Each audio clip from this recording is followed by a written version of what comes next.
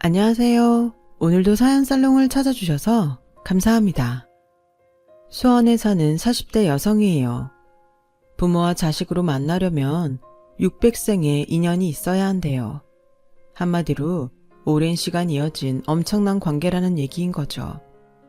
저희 부부에게는 배 아파 낳은 딸과 가슴으로 낳은 아들이 하나 있어요. 그렇다고 피 한 방울 섞이지 않은 아이를 입양해 키우는 건 아니에요. 혈연관계임은 틀림없으니까요. 밖에서 낳아온 자식도 아니에요. 사실 제 아들은 남편의 조카거든요. 처음엔 어쩔 수 없는 상황에 잠시 맡겨댔는데 인연이 되려고 그랬는지 결국 남편 호적에 넣게 되었네요. 제 남편에겐 여동생이 하나 있었어요. 저와는 고등학교 동창으로 절친까지는 아니었지만 휴대폰에 전화번호를 저장해둘 정도의 사이였어요. 제가 고등학교 2학년 초에 의정부로 이사를 가는 바람에 중간에 연락이 끊기긴 했었지만 종종 싸이월드와 아이러브 스쿨을 통해 근황은 알고 지낸 사이였죠. 그러다 헤어진 지 10여 년 만에 다시 만나게 되었어요. 다름 아닌 오빠의 여친과 남자친구의 여동생 사이로 말이에요. 남편의 소개로 그 자리에 나갈 때만 해도 고등학교 동창을 다시 만나게 될 줄은 몰랐어요. 대한민국 대부분의 오빠들이 그렇듯 제 남편도 평소에 자기 여동생에 대해 시시콜콜한 것까지 말하진 않았거든요. 그저 여동생이 하나 있다는 정도만 알고 있을 뿐이었죠. 친구와 저는 얼굴을 본 순간 바로 서로를 알아봤어요. 친구도 저도 학창시절에 딱히 안 좋은 관계가 아니었기에 반가움이 앞섰죠. 간단한 근황을 나누고는 이내 현재의 관계에 집중하게 되었어요. 미래의 올케와 신우이 사이로 말이죠. 친구는 까탈스러운 성격이 아니라서 자기 오빠를 앞세워 신우이 노릇을 하려거나 하진 않았어요. 정확히 말하자면 오빠의 연애에 그다지 관심이 없는 듯 보였죠. 그때는 몰랐지만 나중에 남편을 통해 얘기를 들어보니 당시 친구는 사귀던 남자와 강제로 헤어지게 되어 꽤 상심해 있던 상태였더라고요. 친구는 전문대를 나온 상태였고 남친은 명문대 의대를 나와 동대학 병원에서 인턴을 하고 있던 사람이었는데 둘 사이를 안 남친의 엄마가 학벌과 집안 형편을 이유로 강제로 둘을 떼어놓았다고 하더군요. 제 친구는 남친한테 푹 빠져있던 상태였지만 안타깝게도 남친한테 친구는 그저 한때 사귀고 마는 정도의 여자에 불과했던 거예요. 집에서 엄마가 반대를 하니 골치 아픈 상황을 모면하려 친구에게 이별을 고하곤 연락을 끊었다더라고요. 정말 개새끼였죠. 지 편한 대로 단물만 다 빼먹고는 귀찮아지니 팽한 놈이니까요. 당시 웹디자이너로 직장 생활을 하던 친구는 바쁜 남친을 대신해 사소한 심부름부터 술자리 기사 노릇까지 온갖 허드렛 일을 다 해가며 남친을 상점 모시듯 했어요. 자기보다 벌이도 훨씬 좋은 남친의 지갑 역할까지 해가면서요. 친구는 그걸 사랑이라고 표현했지만 제가 보기엔 호구짓에 불과했어요. 만약 그때 제가 친구 옆에 있었다면 도시락을 싸들고 다니면서 헤어지라고 노래를 불렀을 거예요. 아무튼 그렇게 정성을 다했던 남자가 하루아침에 자신을 버리자 친구는 한동안 시리에 빠져 살았어요. 그때가 저와 조우한 때였죠. 남편이 제게 자기 여동생을 소개해준 이유는 결혼을 앞두고 제게 아군을 만들어주고 싶었기 때문이었어요. 여동생과의 자리를 만든 남편은 얼마 뒤 저를 자기 집으로 데려가 시어머니께 소개했어요. 그 당시 저희 부모님은 두 분 다 직장에 다니고 있었고 오빠와 저 역시 각자 직업이 있어서 온 가족의 벌이를 합하면 어려운 형편은 아니었어요. 중산층 정도였다고 할까요?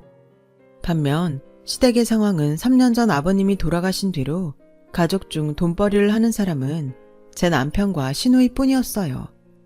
시어머니는 늘 바쁘게 다니셨지만 아들과 딸한테 생활비를 받아 살고 있었으니 돈벌이를 하는 사람은 아니었던 거죠.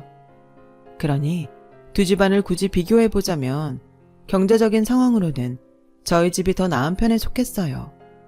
그렇다고 시댁 살림이 어려웠던 건 아니에요. 자가로 30평대 아파트에 살고 있었고 아버님이 돌아가시기 전에 벌어놓은 돈도 꽤 있다고 남편이 그러더라고요. 혹시나 홀어머니를 부담스러워할까봐 남편은 결혼 전에 시댁 재정에 대해 미리 말해주었거든요. 홀어머니의 여동생을 둔 장남한테 시집 오는 여자라면 당연히 그 부분이 중요할 거라고 하면서요. 사실 대놓고 물어볼 수 없어서 내심 고민을 하고 있었는데 남편이 알아서 먼저 얘기를 꺼내주니 고맙더군요. 시댁에 인사를 드리고 온 뒤 남편은 저희 집에 찾아와 부모님께 결혼 승낙을 받았어요. 제 남편이 살가운 성격은 아니었지만 저희 부모님 눈에는 오히려 그런 모습이 좋아 보였나 봐요. 남편이 돌아가고 아빠가 그러셨거든요. 보니까 사람이 책임감도 있어 보이고 특히 말에 진중함이 있는 사람이라 믿음이 가더구나. 저런 사람이라면 내 딸을 맡겨도 걱정이 안 될 것 같아. 회사 인사과에서 수십 년째 사람 보는 일을 해온 아빠 말이라 안심이 됐어요. 그래서 더 시간을 끌 거 없이 서둘러 이듬해 봄에 결혼식을 올리기로 남편과 얘기를 끝냈어요. 정확한 일정은 상견례 때 만나 양가 부모님이 결정하기로 했고요. 그렇게 상견례를 하게 되었는데 글쎄 친구, 아니 시누이가 안 나왔더라고요. 몸이 안 좋아서 못 나왔다나요? 그땐 제 코가 석자라 시누이 일에 신경 쓸 겨를도 없고 그냥 그런가 보다 하고 넘겼는데 그 후로도 시누이는 제 전화도 안 받고 시댁에 찾아가도 늘 집에 없더라고요. 시누이긴 해도 고등학교 동창이라서 저랑 시어머니 사이에 있어주면 심적으로 의지가 될 거라 생각했는데 번번이 자리에 없거나 연락이 안 되니 서운하다는 생각이 들었어요. 경화는 요즘 통 연락이 안 되네. 매번 집에도 없고 말이야. 혹시 경화한테 무슨 일 있어? 일은 무슨 일? 회사 일이 바쁘다던데 그래서 그럴걸? 나도 요즘 얼굴 보기 힘들어. 뭔가를 숨기는 것 같기는 했지만 그때 남편도 저도 신경 쓸 게 한두 가지가 아니라서 시누이 일은 접어두기로 했어요. 그렇게 결혼식 당일이 됐는데 뭐야? 경화는 오늘도 안 와? 회사 일이 좀 바쁘다더라고. 일 때문에 그렇다니까 이해해줘. 아무리 그래도 그렇지. 그 회사 일은 자기가 혼자 다 한대? 오빠 결혼식에도 못 올 정도로 바쁠 일이 뭐냐고. 기집애 그렇게 안 봤는데 좀 그렇다. 아무리 바빠도 그렇지. 전화 한 통도 못할 정도로 바쁘대? 서운한 마음에 투덜대는 저를 보자 남편은 더는 안 되겠다는 듯 솔직히 고백을 하더라고요. 사실 경화 집을 나간 지 좀 됐어. 회사도 그만뒀더라고. 엄마한테 잘 있으니까 걱정 말라고 머리 좀 식히고 돌아가겠다고 문자는 했던 모양인데 뭔 일이 있는지 내가 아무리 전화를 해도 안 받아. 남자친구랑 헤어지고 한동안 정신을 못 차리더니 아직도 힘든가 봐. 그런 애한테 내 결혼식 오라고 닥달하는 것도 좀 그렇고 해서 일단 지가 먼저 연락할 때까지 기다려볼 생각이야. 말 못해서 미안해. 남편 말을 듣고 보니 저도 더 할 말이 없더라고요. 저야 한 달이 건너지만 피부치인 남편은 마음고생이 심했을 테니까요.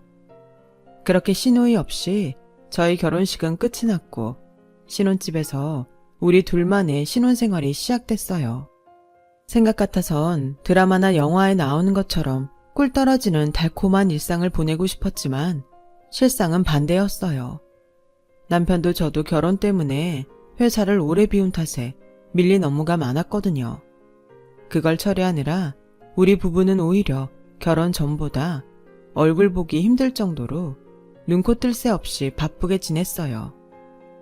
그렇게 폭풍처럼 밀린 업무를 끝내고 조금씩 생활의 여유가 생기기 시작할 무렵 엄청난 일이 터지고 말았어요. 남편이 업체를 통해 사라진 시누이를 찾았는데 글쎄 가족한테도 말 않고 몰래 숨어서 애를 낳았더라고요. 얘기를 들어보니 남친과 헤어진 뒤 임신 사실을 알았다나 봐요. 가족들한테 알리면 당연히 애를 지우라고 할 것 같아 숨겼던 거죠.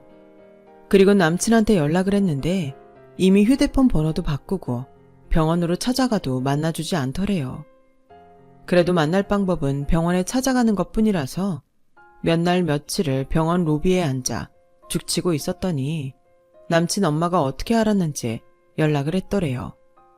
너 한 번만 더 내 아들 병원에 찾아오면 스토커로 경찰에 신고할 테니 그런 줄 알아. 만나서 꼭 해야 할 말이 있다고 했더니 자기한테 말하면 전해주겠다고 하길래 임신 사실을 알렸더니 당황하더니 당장 만나자고 그러더래요.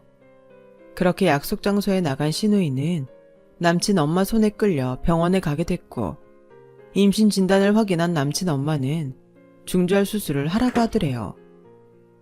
이미 헤어진 마당에 네가 애 가졌다고 상황을 돌이킬 수는 없고 딱 잘라 얘기하마.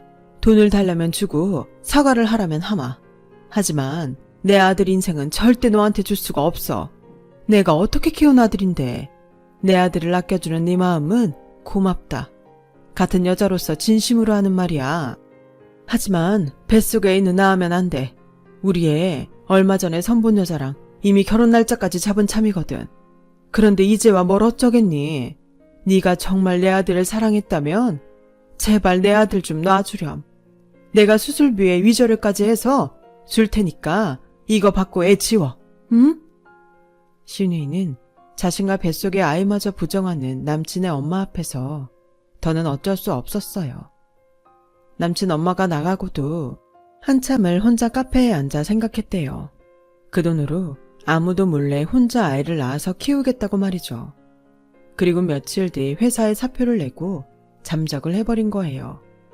다행히 지인들의 도움으로 재택근무를 하며 생계를 유지할 수 있었고 아이까지 낳게 된 거예요. 사랑했던 사람한테 배신당하고 가족과도 등진 채 혼자 일과 육아를 감당해야 했던 신우이는 엎친 데 덮친 격으로 산후 우울증에 시달리게 됐고 더는 육아를 감당할 수 없는 상황에 이르러서 집으로 돌아온 거였죠. 집에 돌아온 뒤로는 육아도 팽개친 채 정신 나간 사람처럼 방에만 처박혀 지내게 되었고 그러다 생을 마감하고 말았어요. 젖먹이 아이를 남겨둔 채 말이죠. 갑작스런 여동생의 죽음에 남편은 큰 충격을 받았어요. 자신이 동생을 돌보지 못했다는 죄책감으로 힘들어하더군요.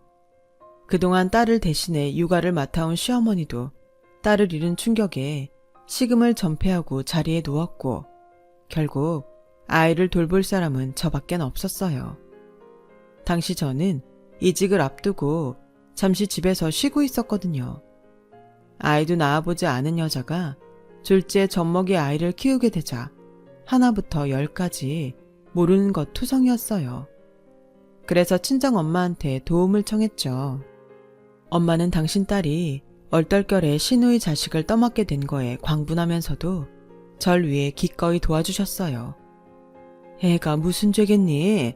대책 없이 애만 낳고 떠난 애미가 죄지. 애 아빠란 놈도 그렇지. 치새끼를 가진 여잘 버리긴 왜 버려? 썩을 놈의 새끼. 그렇게 버릴 거면 애초에 애를 만들지 말았어야지. 의사란 놈이 피임도 할 줄 모른다디? 그나저나 너도 이직할 때까지만 보기로 한 거 확실해? 은근슬쩍 너한테 애 떠맡기는 거 아니지? 혹여라도 그런 기미가 보이면 절대 안 된다고 딱 잘라 말해. 입양을 보내든 시어머니가 직접 키우든 결정하라고 말이야. 안 그럼 네가 독박 쓰는 수가 있어.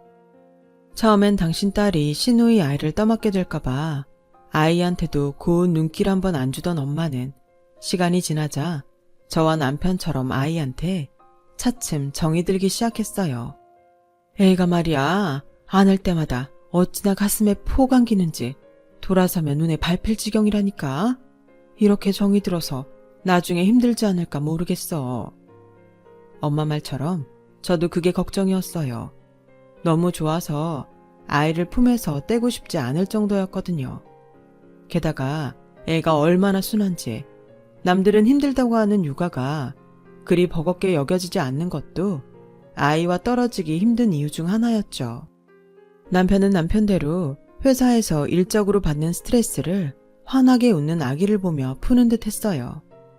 이렇게 아이한테 점점 정이 들어가던 어느 날 연락도 않고 시어머니가 저희 집에 오셨더라고요. 집에 들어오자마자 찬물을 한 잔 들이키시더니 바닥에 철퍼덕 주저앉으면서 한숨을 쉬셨어요. 이걸 어쩌냐? 애 아빠가 병원을 옮긴 모양인지 연락도 안 되고 걔 엄마도 전화를 안 받는다. 이것들이 작정하고 튄 것 같아. 그럼 어떡해요? 어머님께서 애초에 잠시만 봐달라고 그러셔서 걱정하지 않고 있었는데 갑자기 이러시면 저는 어떡하냐고요. 어쩌긴 뭘 어쩌겠니? 상황이 이런데 그냥 네가 키워야지. 글쎄 뻔뻔하게도 안면 싹 바꾸며 이러지 뭐예요. 어머 어머님 이러시면 안 되죠. 이 아기 어머님 손주잖아요. 그런데 왜 저한테 이러세요? 그간 애 봐드린 것만으로도 저는 충분히 할 만큼 했다고 생각해요. 그러니까 더는 강요하지 마세요. 저도 더는 못 참는다고요. 이직하기로 한 직장 출근 날짜도 정해졌는데 나보고 어쩌란 말이에요. 그러니까 어머님이 애 데려가세요. 지금까지 참아오다 퍼져버린 감정에 한참을 씩씩거리는데 글쎄 아이가 그런 저를 무척이나 슬픈 표정으로 바라보고 있지 뭐예요. 아직 젖도 안 뗀 아이가 말이에요. 그 모습을 보는데 순간 심장이 뚝 떨어지는 것 같았어요. 내가, 아니 우리가 지금 이 아이한테 무슨 짓을 저지르고 있는 건가 싶었죠. 아이 슬픈 표정은 마치 처량한 자신의 처지를 아는 것처럼 보였어요. 새까만 눈동자가 촉촉히 젖은 채로요. 그 모습에 나도 모르게 눈물이 나더군요. 아무리 멈추려 해도 좀처럼 눈물이 그치지 않았어요. 그래서 아이를 끌어안고 미안하다고 엉엉 울었죠. 그때였어요. 아기가 고사리 같은 손으로 제 얼굴을 만지더군요. 마치 제 얼굴에 흐르는 눈물을 닦아주려는 듯 말이에요. 그때 알았어요. 아이와 떨어지지 못할 것 같다는 걸요. 시어머니한테 애를 데려가라 모질게 말은 했지만 키운 정도 정이라고 그 사이 저와 아이는 마치 친모자처럼 감정마저도 소통하게 됐으니까요. 저녁 때 퇴근한 남편한테 오늘 있었던 일을 얘기했어요. 그랬더니 남편은 제 말이 끝나기도 전에 어머님께 전화를 해 화를 냈죠. 모자가 싸우는 소리가 전화기 밖으로 다 들릴 정도로 말이에요. 어머님은 억울하다는 듯 소리쳤어요. 이런 빌어먹을 인간들이 다 있나? 애비란 놈은 아예 연락도 안 되고 그 애미랑 통화를 하긴 했는데 자기넨 죽어도 못 키운다는 거야. 자기네는 아이를 지운다는 약속을 받고 경화한테 돈까지 준 이상 더는 책임질 수 없다나? 아유 미친년. 그러게 애는 뭐하러 나와서 이 사단을 만들어. 내가 요즘 허리가 안 좋아 병원에 다니는 처지라서 내가 애를 볼 수도 없고 어쩌면 좋니? 그렇다고 엄연히 우리 집 핏줄인데 애를 시설에 보낼 수도 없잖니. 그래서 말인데 새아기가 내 허리 나을 때까지만 고생을 좀 해주면 안 되겠니? 오죽하면 애미가 이런 부탁을 하겠니? 그래도 네 동생 새끼 아니니? 우리 집 핏줄이 흐르는 네 조카. 애미 이름 불쌍한 것을 어떻게 매정하게 시설에 보내? 그러다 천벌을 받지. 급기야 어머니는 훌쩍이기 시작했고 남편도 더는 아무 말도 못하고 전화를 끊었어요. 그리고는 고개를 푹 숙인 채 땅이 꺼져라 한숨을 쉬었죠. 그 모습을 보니 이제 결정을 내려야 할 시간이란 생각이 들었어요. 그래서 남편한테 아이의 친부와 연락에 닿을 때까지는 우리가 아이를 키우자고 말했어요. 이직이야 언제고 하면 되는 거니까 일단은 아기만 생각하자. 어머님 말씀대로 당신 여동생 아기면 우리 조카기도 하잖아. 그러자 남편이 그동안 꾹 참았던 눈물을 흘렸어요. 염치 없어서 도저히 말도 못 꺼내고 있었다면서 저한테 고맙고 미안하다며 제 손을 꾹 잡고 울먹이더군요. 늘 든든하던 제 남편이 말이죠. 언젠간 누가 그러더군요. 그날 제가 남편한테 그 말을 먼저 꺼낸 건 제 스스로 무덤을 판 거나 다름없는 짓이었다고요. 네, 알아요. 하지만 적어도 어른들 싸움에 죄 없는 아이가 희생을 당해선 안 되는 거잖아요. 아이를 생각해서라도 저는 그날 일을 절대 후회하지 않아요. 제가 이렇게 사연을 보내게 된 건 신우의 아들을 키우게 된 게 억울하거나 화가 나서는 아니니까요. 신우이의 아기를 키운 지 2년이 지나서 저는 임신을 하게 됐어요. 아이를 돌보며 출산 준비를 하는 건 생각처럼 쉽지는 않더군요. 그래서 친정엄마가 자주 찾아와 집안일을 거들어 주시곤 했어요. 육아와 출산 준비를 동시에 하다 보니 연년생 남매를 키운 친정엄마가 얼마나 대단한 사람이었는지를 잘 알겠더라고요. 저야 친정엄마 도움도 받고 남편이 퇴근하고 돌아오면 빨래며 청소까지 다 해주는데도 내 몸 하나 건사하는 게 힘들어 투정을 부리거든요. 그런데 엄마는 저보다도 어린 20대 나이에 어떻게 그 많은 일을 혼자 감당했을까 생각하니 그동안 엄마한테 잘해드리지 못한 게 미안했어요. 제가 철이 든 건지 엄마랑 같은 입장이 되고 나니 알게 된 건지 모르겠지만 말이에요. 제가 딸아이를 낳고 두 아이를 키우는 동안에도 아이 친부 소식은 없었어요. 그렇게 시간이 흘러 신우의 아들은 7살이 되었어요. 그동안 생각도 않고 살았는데 그제야 아이의 호적 걱정이 되더라고요. 호적이 없으면 초등학교 입학도 할 수 없으니까요. 여보, 재민이 말이야. 당신 호적에 넣으면 어떨까? 친부가 언제 나타날지도 모르는 판에 손 놓고 있을 수만은 없잖아. 곧 학교도 보내야 하고 재민이도 당신이랑 나를 엄마 아빠로 알고 사는데 우리 이제 그만 재민이를 우리 아들로 받아들이자. 솔직히 친부가 나타나서 우리 재민이를 데려가겠대도 나 못 보낼 것 같아. 나 재민이 없이는 못 살 것 같다고. 그러니까 당신 호적에 올리자. 응? 남편은 잠시 생각을 하더니 정말 괜찮겠냐고 묻더군요. 한번 호적에 올린 이상 앞으로는 진짜 우리 아들로 키워야 하는데 후회하지 않겠냐고요. 그래서 그런 걱정은 하지 말라고 확실히 얘기했어요. 그렇게 우리 집에 들어온 지 7년이 지나서야 신우의 아들은 온전한 저희 아들이 되었어요. 호적 정리까지 마치고 나니 그동안 제 가슴을 누르고 있던 답답함이 순식간에 사라지는 것 같더군요. 재민이와 제 딸은 여느 집 남매처럼 투덕거리기도 하고 세상 둘도 없는 남매처럼 다정하기도 해서 뒤늦게 서류상 아이들이 친남매가 됐다는 건 아무 의미가 없었어요. 그저 문서상의 확인일 뿐인 거였죠. 그렇게 아이들은 재민이의 초등학교 입학을 시작으로 둘 다 초등학생이 되었어요. 고작 10살밖에 안 된 재민이는 그래도 지가 오빠라고 학교가 끝나면 학교 보원관실에서 동생을 기다렸다가 손잡고 집에 데려오곤 했어요. 아들 덕분에 얼마나 든든한지 몰라요. 그렇게 남부럽지 않은 가정을 꾸리고 살던 어느 날 아이들을 학교에 데려다주고 막 세탁기를 돌리려는데 낯선 여자가 저희 집 배를 눌렀어요. 누구냐는 물음에 남편 아이 때문에 왔다고 하더군요. 순간 몸이 바들바들 떨리고 심장이 터질 듯이 빨리 뛰었어요. 혹여 아파트 주민들이 볼세라 재빨리 아파트 로비 문을 열어주었어요. 그리곤 엘리베이터 앞에 기다리고 섰다가 얼른 여자를 집으로 데리고 들어왔죠. 값비싼 옷차림의 여자는 집안 곳곳에 걸린 재민이 사진을 훑어봤어요. 애가 아빠를 많이 닮았네요. 그 여자 말 맞다나 남편이 보면 환장하겠는데요. 단도직입적으로 말하죠. 그쪽 시어머니, 더는 허튼 짓 못하게 당신이 말리세요. 그쪽 내외는 모르고 살았겠지만 지난 10년 동안 당신 시어머니가 나한테 매달 애 양육비를 뜯어갔어요. 몇 년 전엔 초등학교 입학을 한다고 입학 축하금까지 받아갔고요. 몰랐죠? 내 남편한텐 아이가 있다는 사실을 비밀로 해주겠다는 게 조건이었는데 이 늙은 여우가 내가 불임이란 사실을 알고는 돈 욕심을 내더라고요. 솔직히 지금 내 상황이 좀 그렇거든요. 애 못 낳는 며느리를 시댁에선 반가워할 리가 없잖아요. 그나마 우리 집 재산 때문에 이혼하잔 말은 못하지만 자기 자식이 살아있단 소리를 들으면 가만히 있겠어요? 당장이라도 아이를 데려오려 들겠죠. 난 애 못 낳는 죄인이니 그 아이를 자식으로 받아들일 수밖에 없는 처지고 말이에요. 그래서 찾아왔어요. 당신이 막아줘요.